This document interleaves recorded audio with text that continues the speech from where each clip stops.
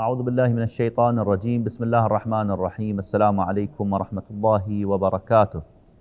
كثيرة هي الكتابات حول أصحاب أبي عبد الله الحسين صلوات الله وسلامه عليه، وكثيرة هي الكلمات حول إخلاصهم ومقاماتهم والعلة التي من أجلها صاروا أفضل الأنصار وأفضل الأصحاب، كما قال سيد الشهداء صلوات الله عليه: وإني لا أعلم أصحابا خير من أصحابي.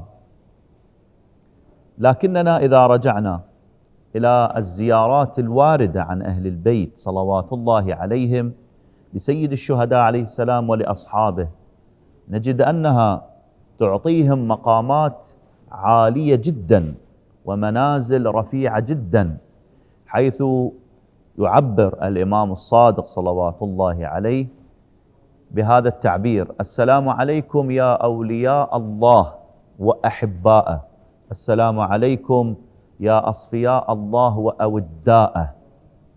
وصلوا إلى مقام أن يكونوا أولياء الله، أن يلي الله تبارك وتعالى أمرهم، وأن يكونوا من أولياء الله الذين لا خوف عليهم ولا هم يحزنون. وإذا رجعنا إلى القرآن الكريم وإلى النصوص الشريفة الواردة عن رسول الله وأهل بيته في وصف أولياء الله، نجد أنه مقام رفيع جدا عند الله سبحانه وتعالى أن يكون الإنسان من أولياء الله.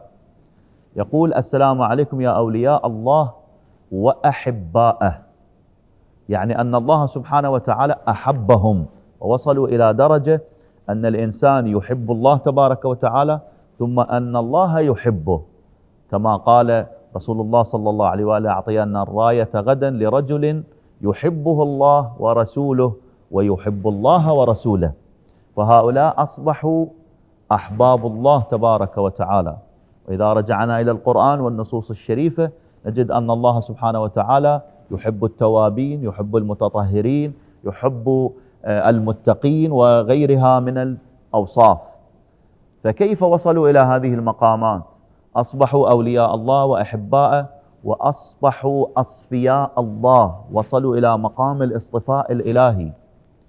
وأوداء، أولئك الذين سيجعل لهم الرحمن ودا، أولئك الذين سيجعل لهم الرحمن ودا. كيف وصلوا إلى مقام أن يكونوا أولياء الله وأحباءه ويكونوا أصفياء الله وأوداءه؟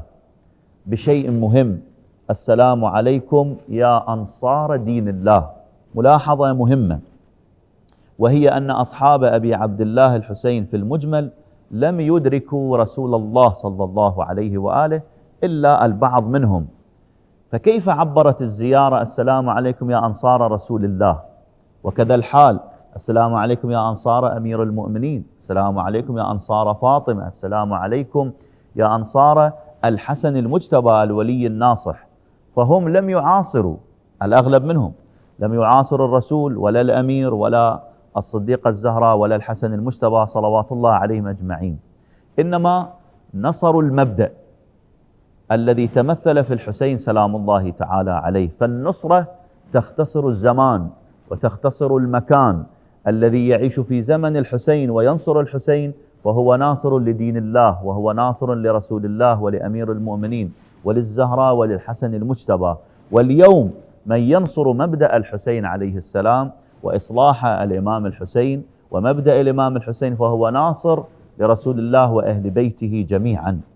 فهذه هي المقامات المهمة التي حصلوا عليها نتيجة إخلاصهم في نصرة الإمام الحسين، نتيجة لبصيرتهم وكانوا من أهل البصائر، نتيجة لاستبسالهم في الدفاع عن الإمام الحسين سلام الله عليه حينما أذن لهم مقال هذا الليل فاتخذوه جملا، لكنهم أبوا وثبتوا مع الإمام الحسين وكانوا يتسابقون على المنية دونه صلوات الله وسلامه عليه. فصاروا أفضل الأصحاب لأنهم كانوا أهل بصيرة وأهل وعي وأهل معرفة وأهل عبادة وأهل تقى وأخلاق، وباتوا ليلة العاشر لهم دوي كدوي النحل ما بين قائم وراكع وساجد. وكذلك كانوا على مستوى الانضباط والطاعة للقائد الإلهي المعصوم الذي عاصروه وهو سيد الشهداء، فكانوا لا يتحركون أي حركة إلا بإذن الإمام الحسين سلام الله تعالى عليه. نسأل الله يجعلنا وإياكم من السائرين على نهجهم ببركة محمد وآل محمد، وصلى الله على خير خلقه محمد وآله الطاهرين، والسلام عليكم ورحمة الله وبركاته.